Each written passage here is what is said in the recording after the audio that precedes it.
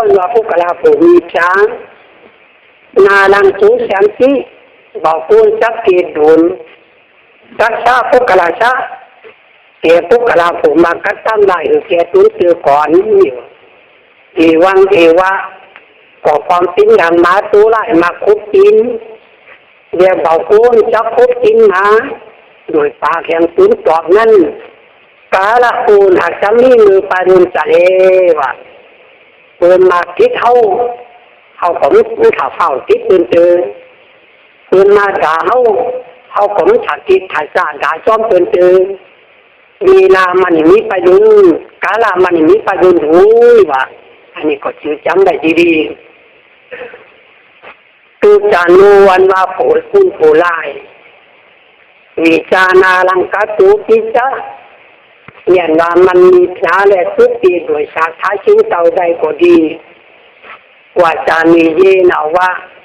คุณผู้เสียงหาสุขหาคุณดินสิ่งเดียวเลยว่าคุณผู้ไล่นี่เขาที่มีสติพระปัญญามาหื้อก็แล้วเขาที่หูนำหูคำมาหื้อก็แล้วเขาที่มีเขาของหื้อคำมาหื้อก็แล้วเขาที่มีปัญญาหน้าจางมาหื้อก็แล้วอันคุณเขาเกิดมาเสียงหาสุขนี่เป็นบุตรผูกพันกับผู้ฉะนั้นว่ามันนิขาเขาอยู่มันแหมเขาอยู่มันนิจักจูนเอาไปตั้งที่อยู่เดี๋ยวคุณผู้เสียงอาชุกนี่ไปในผูกกรรมผูกพันกับผู้หายนั้นว่ะเหมือนอย่างชื่อตามปาลีว่าชาวปูวันวางงูเขาอ่ะมานีนาลังกัตูอันตานหาปาดักโดยแขวมุกเล็กเกี่ยวในโฟมันดูงามดังนี้ก็ดีเจอสูเจ้าปูวันวางงูเขาตัวนั้น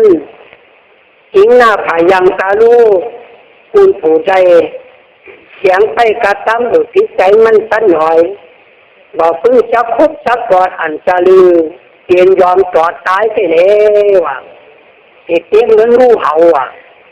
คุณหายเลยเตี้ยเหมือนงูเห่าแต่ว่าเดี๋ยวลืมเอาคำเลยบุกพันมันน้ำแบบนี้ก็ตึกเตี้ยมันเจ้าเกี่ยวคุณหานเข้าใส่เจ้าผู้ป่าเขายืมมามีบึงเอาบุพิษเขาวันก็เขาก็ริขาเขาวันเอาบุพิษเขาคือเขาก็ริขาเขาคือนี่ว่ะอันนี้ของเตี้ยไม่ดังงูเขานั่นแหละคุณหายนี่ไปหมดที่จับกับเขาไปหมดผูกพันกับเขาตูนนั้นสีนั้นกินที่เขาหูอยู่เขาเกิดหน้านี่หวังเอาตัวปุ่นจากโอคาวาตาสุสานหวังเอาตัวปุ่นจากตุกถึงชุก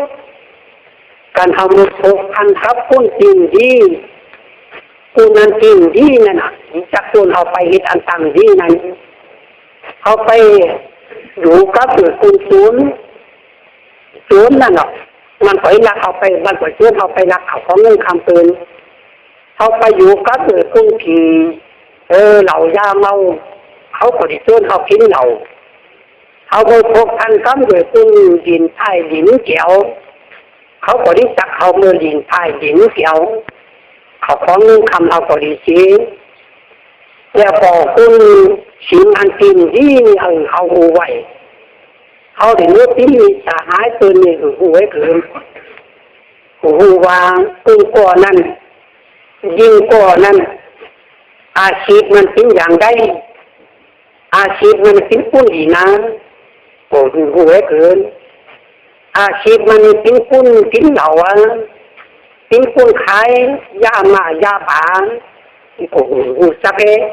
การเอาวันเกิดมาเกิดมาแล้ววันปิ้งวันสุดอยู่นี่เขาไปบุกผูกพันกับคุณฉะนั้นการเอาบุกผูกพันกับคุณอย่างนั้นวันหนึ่งเย็นวันเอาที่แบบเขาท้องวันหนึ่งเย็นวันเกิดที่บาปมีไหมเอาเขาความรักมันนี่ในโลกนี้ความรักมันนี่ในโลกนี้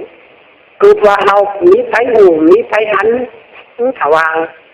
เตือนหันแต่ว่ามีไฟบุกหันก่อตัวเอาหูใส่เอาหูของเอาอย่าขอสิ่งอันกินที่ขอสู้กันเวบินคือได้จริงตั้งลงซื่อที่ได้ยังติ้งผาติ้งน้ำถาเวเขา กันเฮาเฮเข้าไปตีผาตีน้ำของการที่เลือกปักใส่นักใส่โต๊ะก็ตีนเอาของเอาชิดการที่ไปเรียนใส่กุ้นหายขาลายกุ้นชุนกุ้นก็ผูกมัดกับเอาขืนออกมานี่เอาหวังสิ่งคุณดีหวังสั่งสงปานหวังคุณจากโอคาวาตาสุสามีเอาพิจารณาดีๆไปดูผูกพันกับกุ้นอันจริงดีนั้นกุ้นอันจริงดีนี่เอาหูอยู่